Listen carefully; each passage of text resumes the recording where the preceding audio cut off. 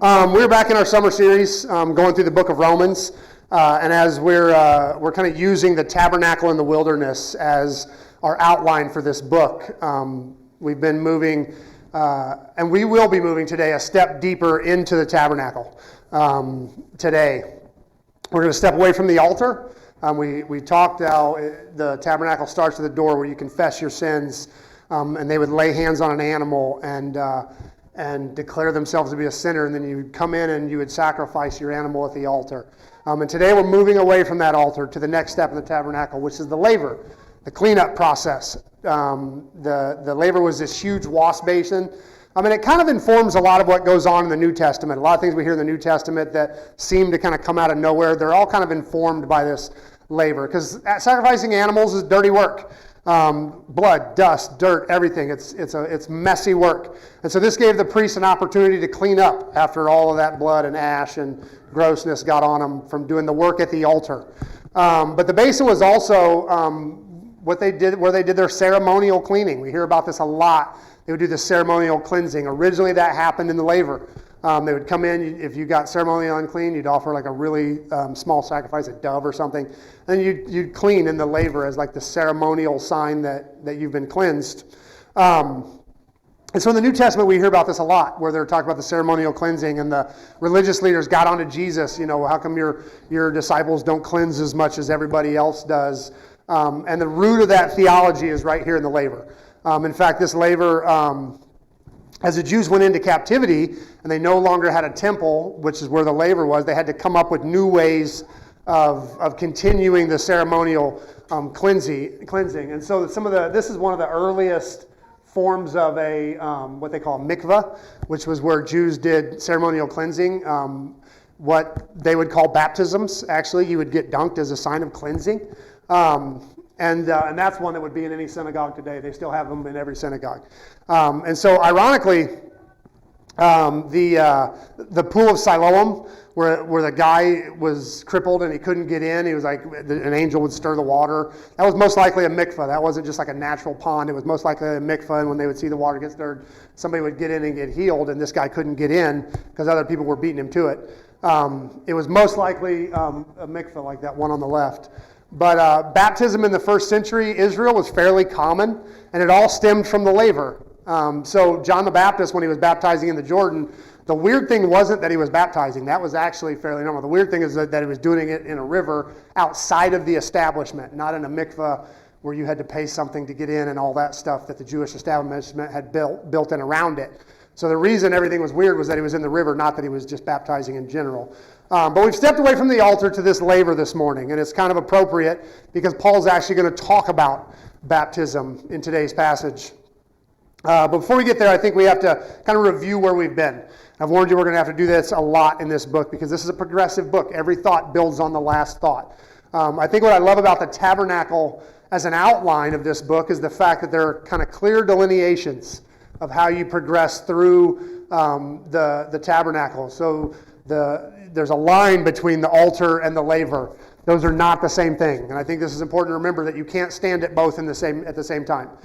You can't move to the laver and make sacrifices. You can't move to the laver if you're still dealing with the sacrifice, and you can't clean up at the altar. They don't go together, which is metaphorically just a way of saying what I stressed heavily last week, that you have to have Romans 5 deep in your soul before you move on. Paul declares kind of as a fact that we are at peace with God. That is done. The altar is done. The sacrifices are done. Jesus died for you. That's finished. You can't continue to circle back to that sacrifice once you move on to the laver. You don't need to strive to work to please Him. The quest of our salvation, our relationship with God is firmly established. That's what Paul spends all of chapter 5 doing. That is done. Nothing that we study from this point on affects that. This is a whole different thing. We're moving to the laver now. Paul doesn't say you are at peace with God as long as. That's nowhere in that chapter. He doesn't say you're at peace with God if. That's nowhere in that chapter. He doesn't say you're at peace with God unless. That's nowhere in that chapter. He says because of what Jesus did, you are at peace with God. So we're going to get into some deeper waters this morning. This is where things get a little trickier, but you have to have Romans 5. None of this threatens or questions your peace with God. That's established. So we'll be here for a few weeks in the deeper waters, and we're going to wrestle with some really important questions that I'm sure if you've been a Christian for long, you've either asked yourself or heard someone else ask. I believe Paul heard it all, and he faces those questions head on, which I think is good. I can almost promise you that none of the answers to these questions are going to be 100% satisfactory. There's still a lot of tension here as we go through these. This is especially if you don't absolutely recognize what happened in chapter 5. If you don't trust that you're at peace with God, there's a lot of tension in the next couple chapters. In fact, let's put it in a word picture. During the dinner that we commemorate on Maundy Thursday every year, Jesus demonstrates kind of servant leadership by washing his disciples' feet. Incidentally, this passage is one that non-Christian secular historians believe happened exactly like it was written. Because the gospel writers, there's no value in your leader washing feet in the first century. Servant leadership wasn't around back then. It wasn't a value. Jesus is the one who actually introduced that concept. That didn't come into existence until Jesus washes feet. So there's no value to the disciples including this story. It does not help their case at all for trying to prove that Jesus is the Son of God and the rightful king of David's throne. And so when historians look at this, they can find no motive for why the disciples would have included this story other than it happened. Because they wouldn't have made this up to better their case, because this would hurt their case in the first century, that your leader washes feet. Nobody would have seen that as a benefit. And so even secular historians say that this night probably happened exactly like this, because it wouldn't have helped the disciples at all to just make it up. So it does kind of two things. Number one, it shows that this kind of happened. And number two, it shows that the disciples, when they were writing these accounts, weren't doing it to sell an agenda.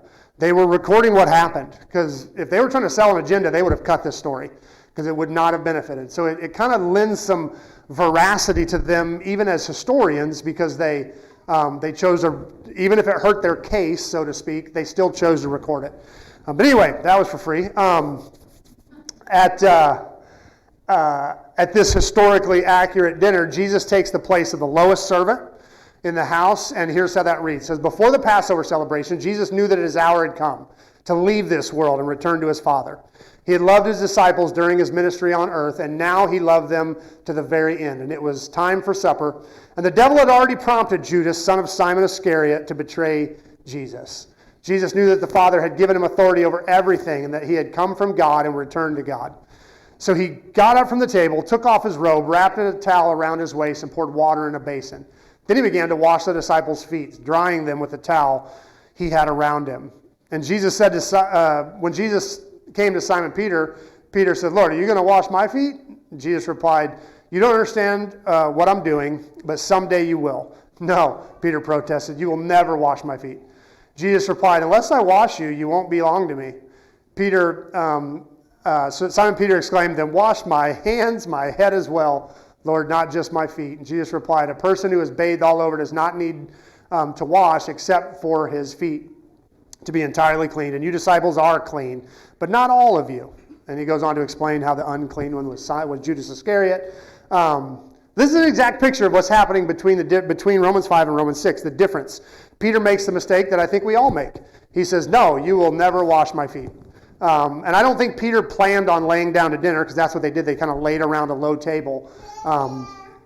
They didn't use chairs, which is kind of why it's so important to wash your feet, because somebody's going to be laying on them or really close to them. So it's rude to lay down with dirty feet around the table. But I don't think Peter meant to lay down, with dirty feet. When he says Jesus can't wash him, I don't think that means he's going to leave his feet alone. It means he wants to wash his own feet. Like, I'd rather wash my own feet than have Jesus do it.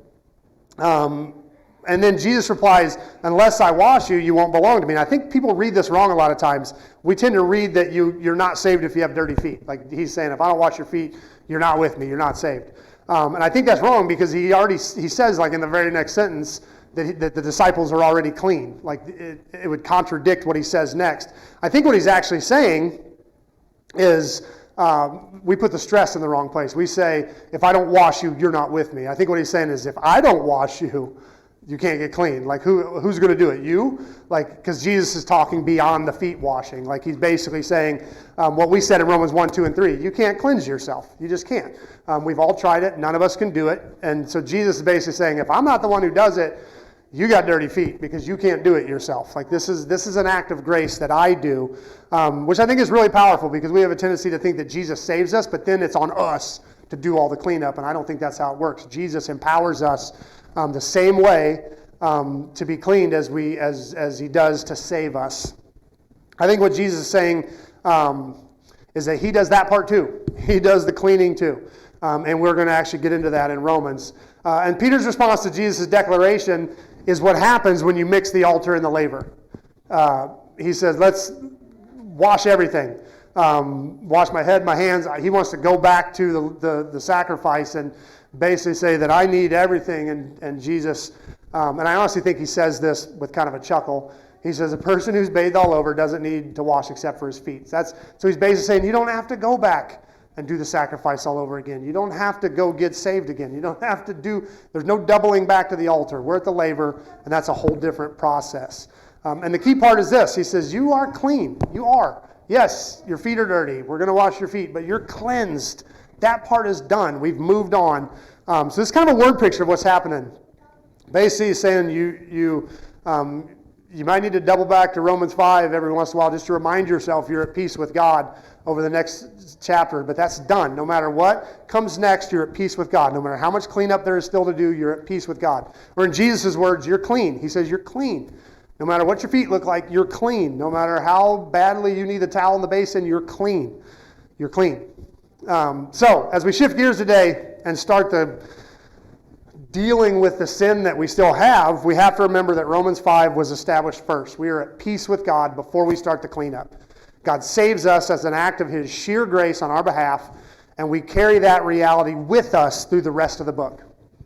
Now, for the next couple chapters, Paul kind of proves his genius. He basically answers 4 questions that naturally come to mind if you try to live in Romans 1 through 5. If you try to live in an atmosphere of grace, believing that God saved you, that you're a hopelessly lost sinner that can't do anything to earn your own salvation, and you believe that God does it for you, then that's going to bring up some questions. And we've all heard them. Most of us have asked them.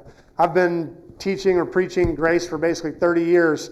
And to this day, when I tell anyone that I believe salvation and holiness are gifts of grace given by Jesus and completely apart from following the rules, and these questions will come up. They will always come up. Number 1, and these are the 4 questions Paul asks in Romans 6 and 7. We're not going to get to all of them today, but the first one is, shall we keep on sinning so that we can receive grace?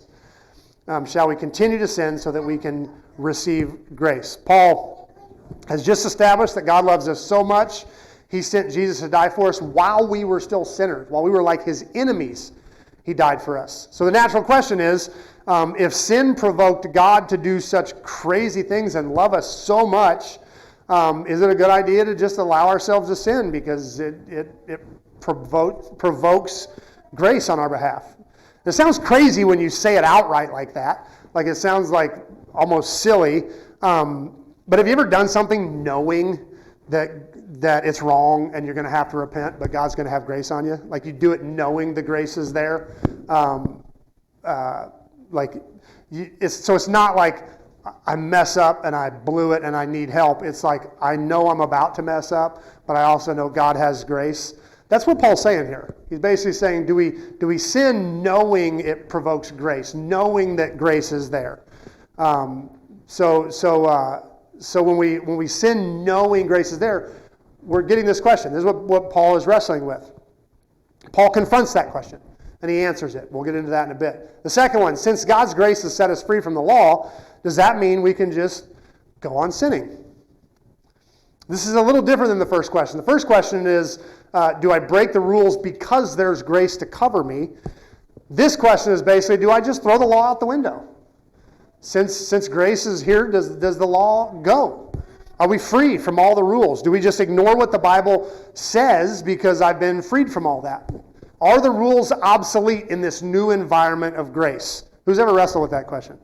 Anyone? You're just going to leave me up here by myself, right? Okay, that's fine. Yeah. Paul confronts that question. We're going to get into that. After this one, Paul gets a little more theological. Does grace mean that the law is bad? He asks that question. And that one sounds funny in our heads, but we wrestle with it all the time. What Paul's basically saying is it either or? Is it good or bad? Is it law or grace? If grace is good, does that mean law is bad? Do they contradict each other, in other words? Are we basically saying, I have to take this and turn away from this? Is it either or? Anyone ever gotten stuck in that dichotomy? Yeah, sometimes. Paul's going to confront that. And Paul's final question in this portion of the Bible is a variation of the last question, though it's theologically a little deeper. Did the law cause our spiritual death? He asks. And this one gets pretty deep, but Paul's basically wrestling with this. Are God's standards too high? Are they why we're spiritually dead? Is the law the problem? And let me tell you how this shows up, because this one's a little bit sneaky. Deeper thinkers might ask a question, why would God create a creature and then make rules that the creature can't keep? You ever heard anybody wrestle with that question? Yeah, that's what Paul's saying here. Is the law the problem? Did God do this on purpose? But the real way it shows up in everybody's lives is you ever said, yeah, it's just human though. Like we blow it and you're like, that's just human. Everybody's selfish. Like we excuse like a lot of things we do. You do something sinful and you're like, yeah, but being selfish is human. We all do it. We have to succeed, and you got to be a little selfish to do that. Or how about this one? It wasn't my fault. I couldn't help it. Like we say that all the time. Or this one, I can see why that was a big deal back then, but the law doesn't make any that law doesn't make any logical sense anymore. We've moved on. What all those questions are really asking is the problem with the law? Is the problem with the rules? Is it the standards themselves? Is the strictness or weirdness or outdatedness of the law the real problem? In other words, I'm not actually a sinner because there's something wrong with me. I'm a sinner because God's law is unrealistic. It doesn't fit into my modern world. I can't keep those things and live a normal life. I have to live. Like when we run into this one all the time. This was actually deeply rooted in all human society. We keep trying to come up with the perfect system, right? If we can just find the right economic system, the right political system, the right governmental system, the right educational system, always hoping if we can find the right system, all the pain and hate and fear and anxiety and stress in life will finally go away. If we can just get things set up right, get the right person in office, then everything will be fixed. Like we have this feeling that surely we're not the problem. Surely there's a way to set it up just right and things will be fixed. And God did that. He created a people out of Abraham and he set it up just right. And they still blew it. They still messed up. Like there is no, the problem isn't the law, the problem is us. And Paul's going to confront that question. So this section is divided by these huge questions that naturally come up in a grace environment. And that distinction is really important here because these aren't questions you answer when you're living under law. You don't even ask these questions.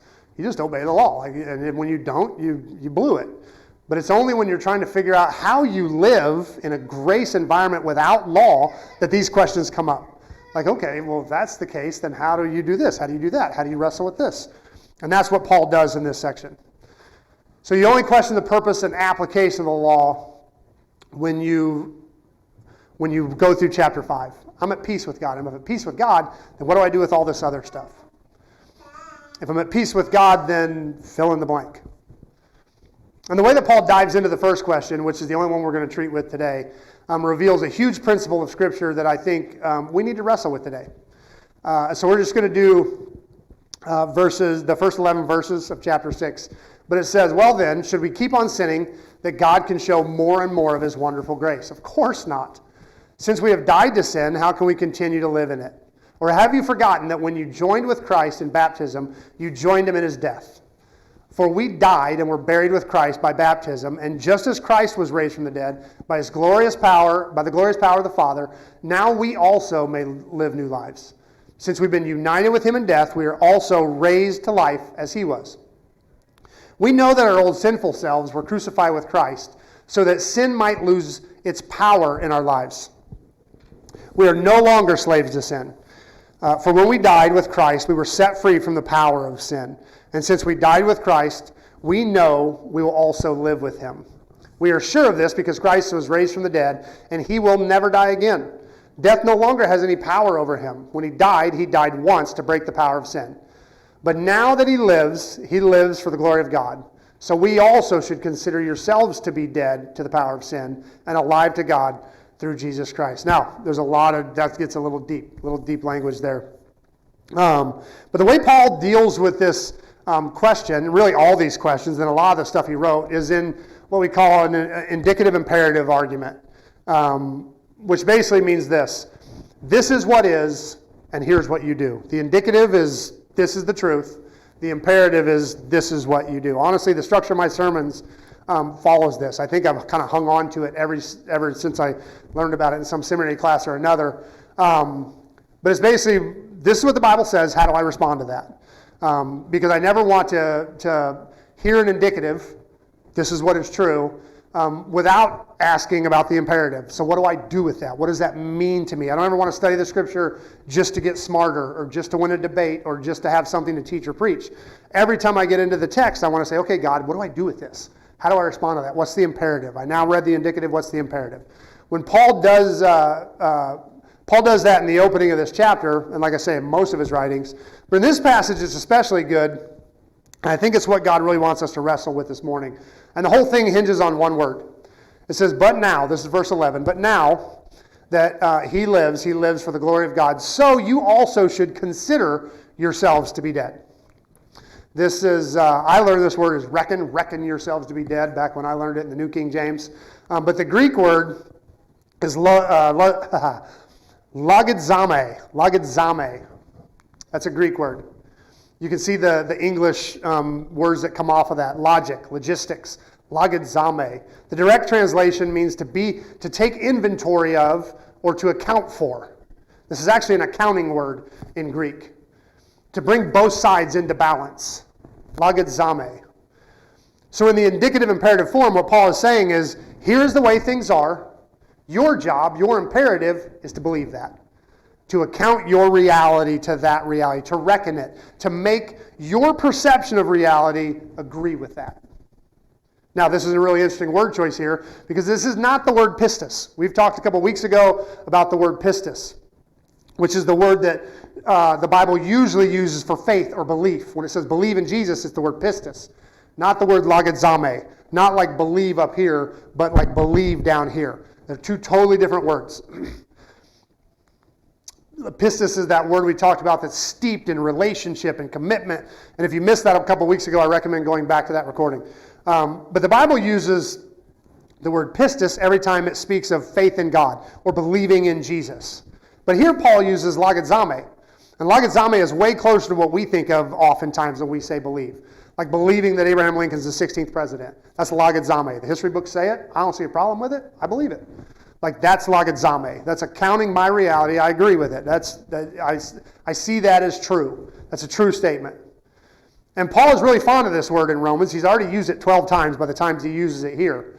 And just so you can see that it's different than like faith, he says, since you judge others for doing the same things, why do you think you can avoid God's judgment? Why do you logizame? Why do you calculate, reason out, or think in your mind? He says, therefore we conclude that a man is justified by faith. We logizame. We rationalize. We think. And I could go on and on and on.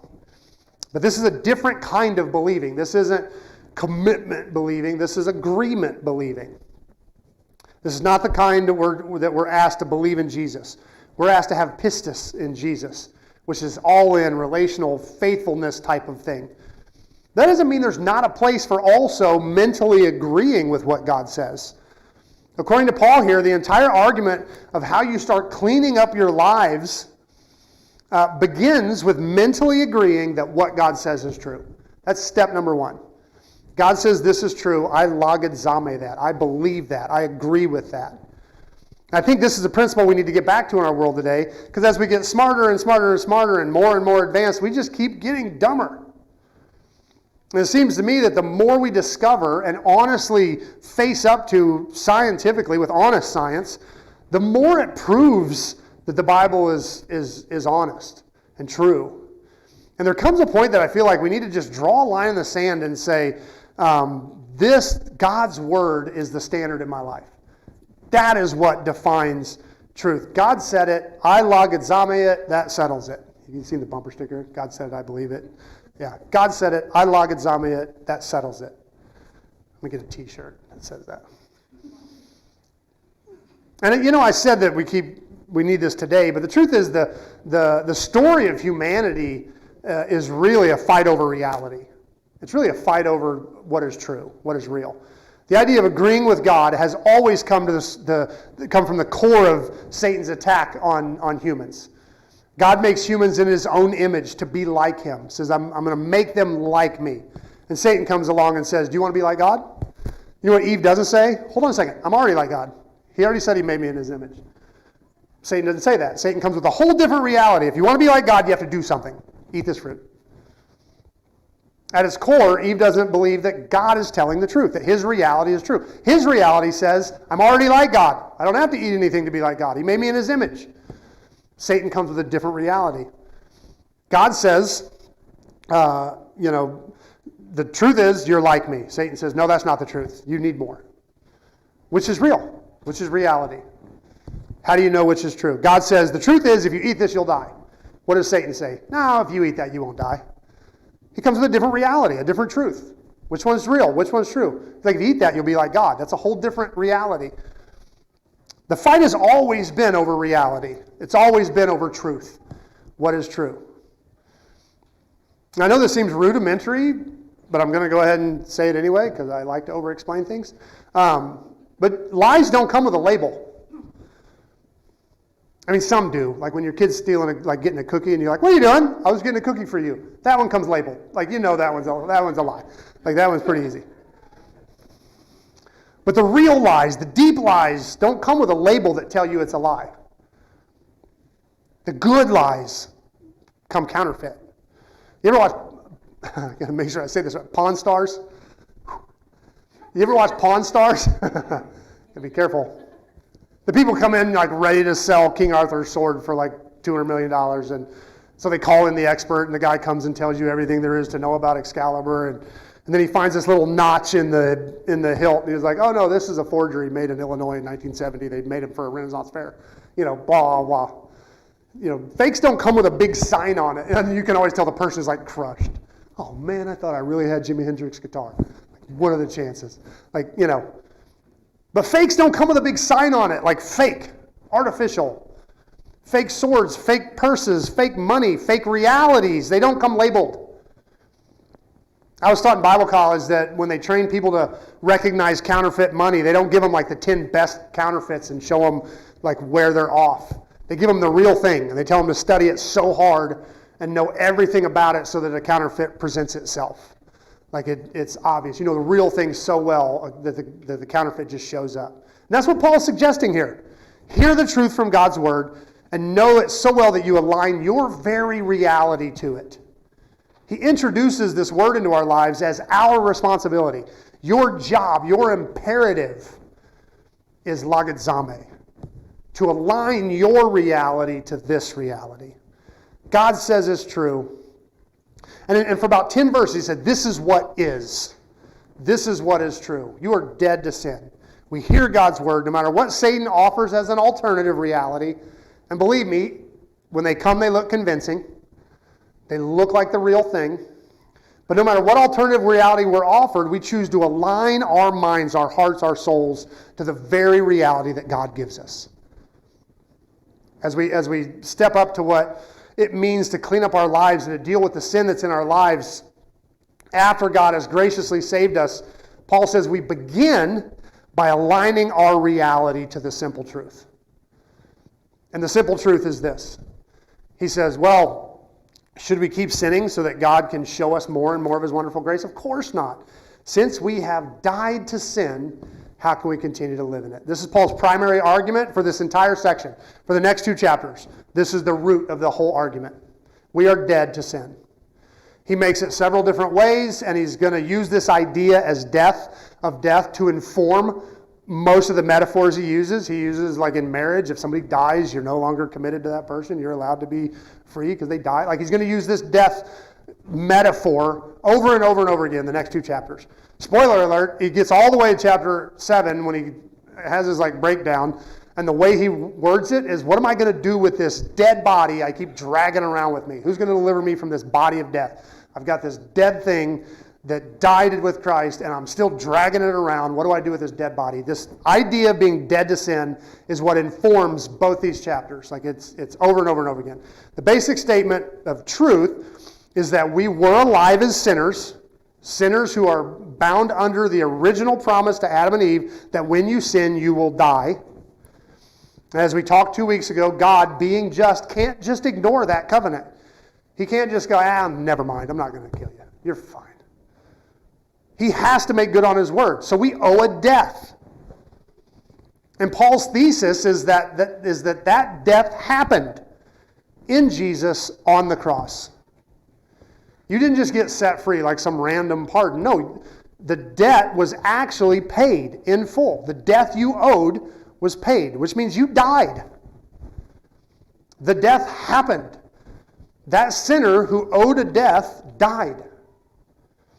And this informs the idea of being born again. When talking to Nicodemus, Jesus used the phrase, you must be born again. But that idea, even though he doesn't use that language, is reinforced here. Paul's saying, we died with Jesus on the cross, and we rose, born again, to new life with Jesus. Paul reminds them that that's exactly what baptism is saying. Or have you forgotten that when you were joined with Christ in baptism, we joined him in his death? And we died, and we were buried with Christ in baptism. And just as Christ was raised from the dead by the glorious power of the Father, now we're raised to new lives. For the majority of church history, that's the way you would be born again. The way you would decide that you were all in, the way that you would join the body of Christ, basically get saved, is you would get baptized.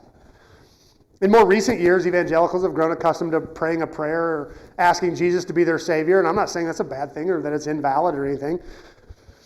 But it wasn't how people in the Bible got saved, if you want to call it that. In the Bible, they got baptized. And maybe the biggest loss here is that praying the sinner's prayer doesn't come with this built-in metaphor for what exactly is taking place in this moment when you put your faith in Jesus, which is death and new birth. So when we pray a sinner's prayer, it doesn't come with this built-in metaphor. And if Paul is right here in chapter 6, that metaphor is really important. A lot of our faith is hinged on it. When we put our faith in Jesus, we die and are born again. The old us is dead. And yes, our old selves can be pretty lively for being dead, and Paul's going to wrestle with that. That's what the next couple chapters are about. But our old nature is dead. And our job, our imperative, that's the indicative. Our imperative is to logizame that, to believe that, to agree with that, to align our reality to that. Now, just for fun, we're going to dip our toes into some of the deep theological waters that are here, but just a bit. We're not going to go a lot. We're going to play with it a little bit. But Paul continues after this kind of baptism metaphor. He says, since we've been united with him in death, we are also raised to life as he was. We know our sinful selves were crucified with Christ. They're dead. So that sin might lose its power in our lives. We are no longer slaves of sin. We have died with Christ. We are set free from the power of sin. And since we died with Christ, we know we will also live with him. We are sure of this. Christ was raised from the dead, and he will never die again. Death no longer has any power over him. When he died once to break the power of sin. But now he lives for the glory of God. Okay, I delivered all 16 of my kids. Not everyone knows that. And the way it happened is kind of funny, but the short version is my wife made me do it. I didn't have much to say. She always wanted to have home births, and I always wanted to pass out cigars in a waiting room, like every TV show I had ever seen. And she won. So, which is weird, because until my oldest was born, I could not watch a birth on video. Made me gag. does not seem natural. It seems like there's nothing natural going on there. It is, I literally couldn't even watch it. Which is weird because it turns out I'm pretty good at delivering babies. You just have to muscle through the gag reflex. But I bring that up because sometimes theology can be that way. We love the byproduct, right? We love the babies that come from birth. That doesn't mean we want to watch it happen, right? Sometimes theology is like that. We love the concepts, but the nitty-gritty can get a little heavy at times. Seem a little technical and undramatic when you break it down. But at the risk of being too up close and personal, we're going to do that just a little bit here. Because Paul says we died with Christ, right? And we also rose with him to new life. And this is important because of this. It says, we are sure this because Christ was raised from the dead. He will never die again. Death no longer has any power over him. He died once to break the power of sin. But now he lives in the glory of God. So Jesus died for us, rose again, defeating death. And he won't die again. Death is no longer in the story. Now, according to Paul, when we're baptized, we also die with Christ and rise, defeating death. And here's where this gets a little technical. How did sin enter the world? God said, if you eat this fruit, you will die. So the very first sin is defined as well as the consequence, right off the bat. If you eat, you will die. If you disobey, you will die. If you sin, you will die. So the first sin is defined and its consequence. They both show up together, and that's very important. And when Moses further defines sin, it's still the ultimate consequence is death. Nothing really changes. Now, and this is where I don't want to get bogged down, but if you want to dig into this deeper later, grab a friend and dig into this because it's fun. But here's the main point. You cannot threaten a dead guy with death. Once you've died, what's the threat? Once you've died, what power does the if you eat this, you will die have? You can't threaten a dead guy with death. The entire covenantal part of the sin, the very first commandment, don't eat that fruit. If you sin, you owe a spiritual death. That's the whole thing. That's the deal. If you sin, you have to die. Well, we sinned, and we paid our spiritual death on the cross. So what power does that commandment have anymore? Jesus on the cross and the sacrament of baptism established it. So Paul's going to make all kinds of arguments on why the law, which is still the righteous standard of God, that has not changed at all. It's still absolutely the righteous standard of God. But he's going to make several arguments over why that has no power over us. And for us to understand and grasp any of those arguments, we have to realize that in Jesus, as demonstrated in baptism, we already paid our end of that covenant. We had a covenant with God. If you break the contract, you die. We broke the contract, we died. That's paid. It's done. That covenant is done. So now what? And that's the question Paul answers in the next couple chapters. If you don't get that I don't live under that promise anymore. I fulfilled it in Christ. That if you sin, you will die. I sinned, I died. That one's done. And the answer to that question of what next is what Paul's going to do. But our job today, according to Paul, is to believe, to agree with, to lagadzame that reality. Shall we keep on sinning so that we can receive grace? Paul answers no. The you who is defined by sin, the you who is defined by that covenant, the sin and the respective consequence is dead. You don't live under that reality anymore. Those old definitions no longer apply. Or in Paul's words, of course not. Since you died to sin, how can you live any longer in it? Okay, so how do we respond to this? We're kind of leaving it hanging today because I can't cover 2 chapters in 1 week, and so you have to come back next week. How do we respond to this? First, if you haven't been water baptized, I encourage you to do that. It's important. It really is. When I try to imagine a member of the church at Rome reading this letter of Paul's for the first time, where his greatest defense for this thesis is based on the absolute assumption that everybody he's talking to has been baptized.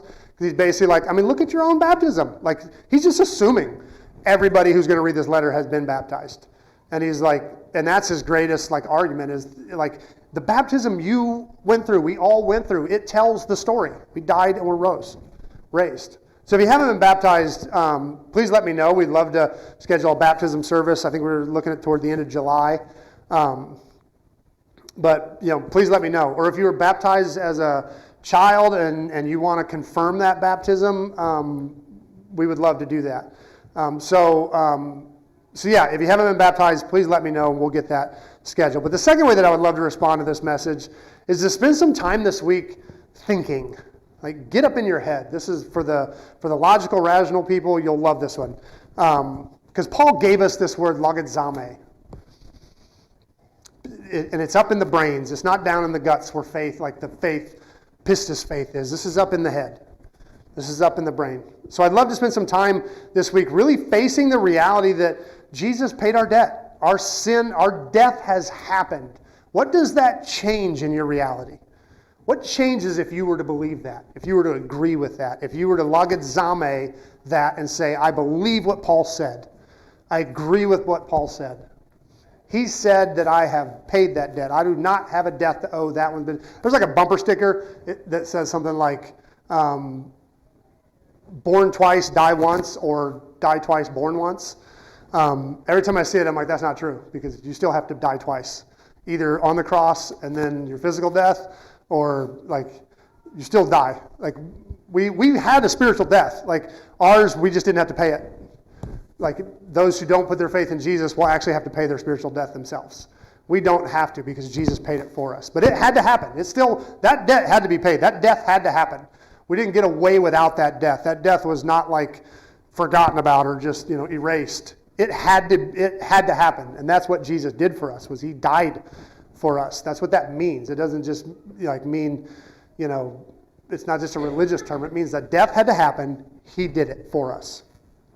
So I'd love to spend some time facing the reality that Jesus paid our death, the death we owed. What does it mean that you don't owe that anymore? What does that change? What does that change in your reality if you decide to agree that Paul is right and that you don't, the part of you that is bound in that contract is dead, no longer there? God didn't say if you eat it, you'll die. If you sin, you'll die. And then if you sin again, you'll die again. And then if you keep on sinning, you'll just keep adding death. No, He said once you sin, you owe a death. That death has happened. If we put our faith in Jesus, He died that death for us. So this week, do what Paul told you to do. Line up your thoughts with God's reality. And when the enemy slips in with all the yeah buts, because the enemy will come in with, yeah but. Fight against that. Say, God said it. I logizame it. That settles it. It's our job to believe that. That's our imperative.